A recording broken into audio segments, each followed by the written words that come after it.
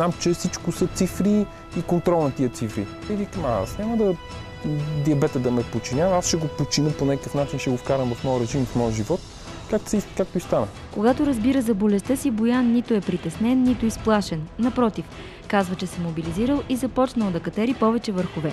Това лято е покорил 2 8-хилядника. Започна с едно африканско пътешествие, където заедно с жена ми изкачихме 3 най-високи върха на Африка – Килиманджаро, Кения и Ровензори. 4 българи успяхме да качим един 8-хилядник, който не беше изкачван до сега от българи. Справихме се като по учебник. Според смелчагата най-важно е обществото да не приема диабетиците като инвалиди. Те са хора, които могат да спортуват, да работят като всички други. Само трябва да взимат инсулин на време. Алпинистът призовава Министерство на здравеопазването да отдели повече средства за пациентите. В неговия случай тест лентите, с които мери кръвната си захар, са 150 на година.